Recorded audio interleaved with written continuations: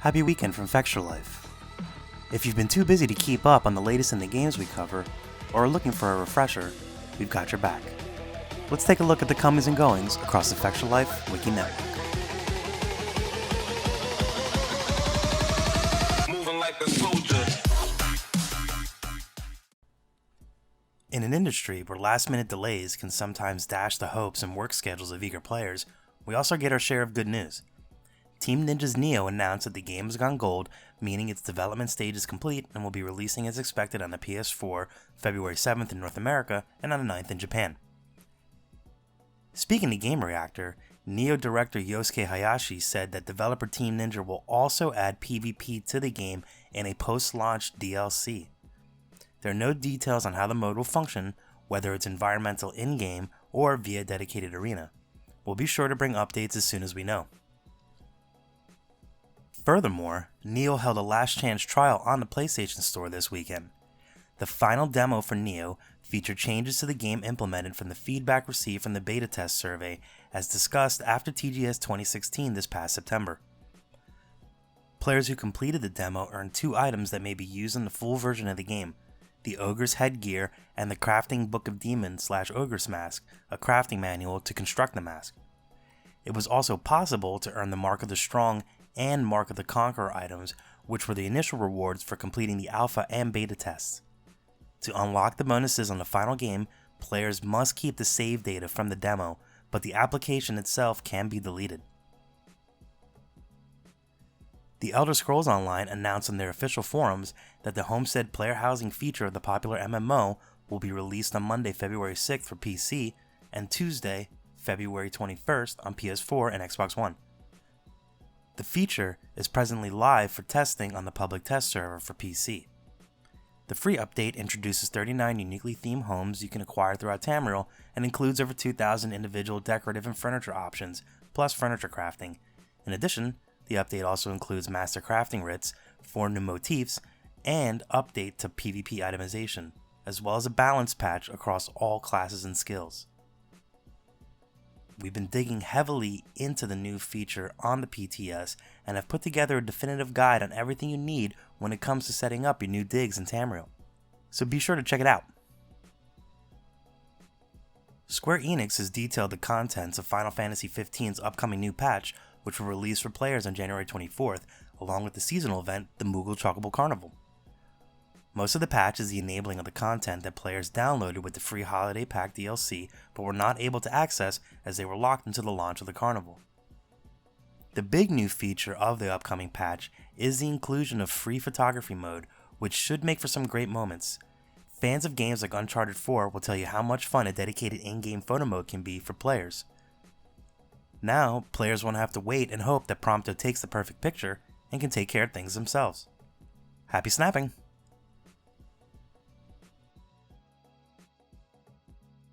Techland and Exile Entertainment have released a trailer for Torment Tides of Numenera that shows off the game's dynamic choices and options in combat. When tensions flare, you're able to use the game's deep dialogue and skill system to attempt to diffuse conflict with your deception, persuasion, or stealth. Furthermore, as you increase in tiers, which function like levels, you can unlock new abilities that are used in combat. Your most important pieces of equipment, however, are ciphers, which are unique devices that can perform all manners of different actions, such as offensive area of effects, life drain, or summoning of beings. There are a variety of party members who can accompany you in the game, up to 3 at a time. You have full access to them when in combat, letting you control their weapons, ciphers, and abilities. The class you choose also has an effect on combat, as Nanos can call down flaming creatures and Jax can summon illusory warriors. Even in the midst of combat, you'll have opportunities to talk to some of your enemies and attempt to defuse the fight before people get further hurt. If things escalate and you do die in battle, you go to a mysterious place called the Castoff's Labyrinth. It is a maze within the mind of your character, the last Castoff. You can explore this maze and its denizens and discover new quests and story content, as well as increase your power, returning to life when you're ready. It's pretty heady stuff. Torment Tides of Numenera releases February 28th, 2017 for the PS4, Xbox One, and PC, and we've picked it as one of our top 20 RPGs of 2017. Blizzard has revealed that Overwatch's next event, Year of the Rooster, will begin January 24th. They shared a teaser video in anticipation of it with the caption, "Good luck and great fortune await."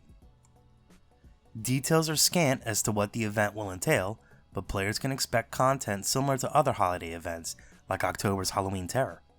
We'll keep our eyes peeled and will report back when Blizzard releases more details.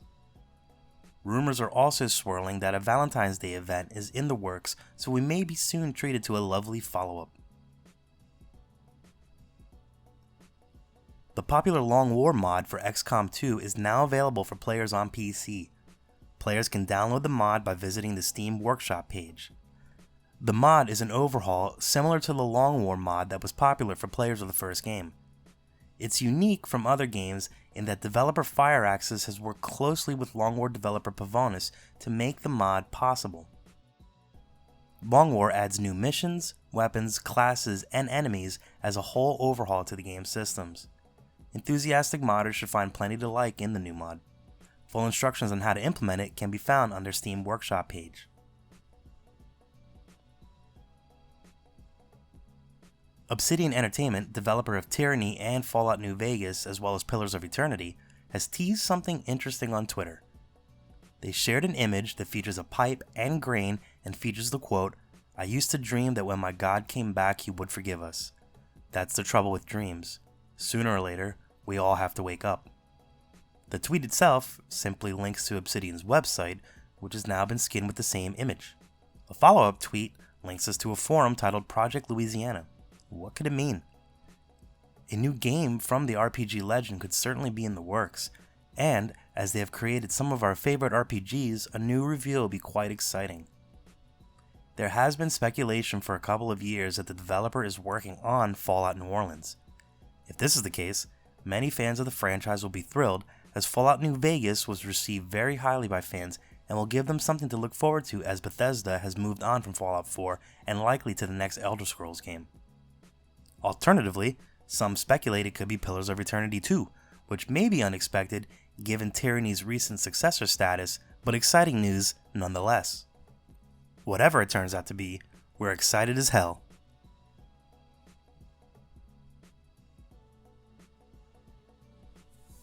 The existence of Destiny 2 is probably the worst kept secret in gaming. We all know it's coming, we just lack a proper name and solid release date. This week, we took a look at all the evidence that exists out there and speculated on when we think we'll see a release of the game.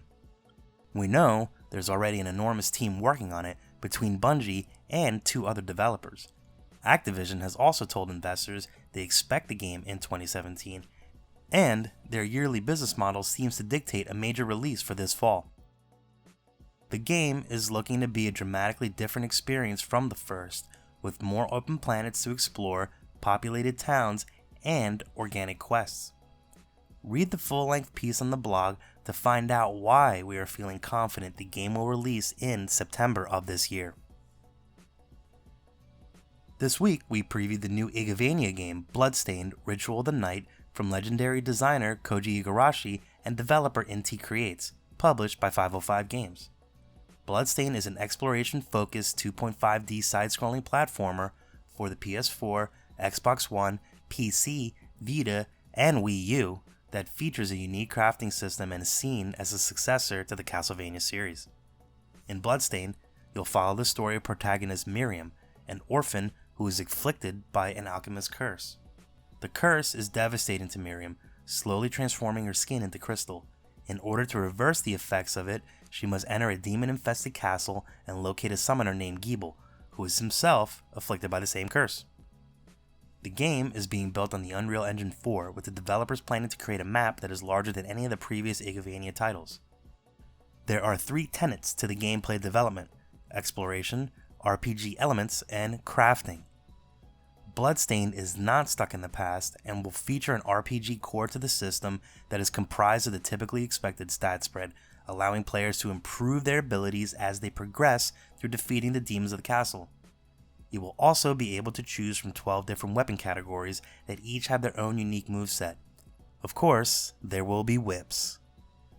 Each of the different weapon types also have differing movement speeds that will allow players to match their preferred playstyle.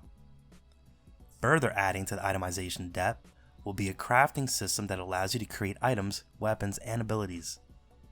A final piece of modernization for the new Igavania will be the inclusion of multiplayer. The game will feature local co-op play for those couch buddy enthusiasts. Furthermore, Bloodstained will also have asynchronous online features similar to the Soulsborne series, such as viewing the ghosts of other players.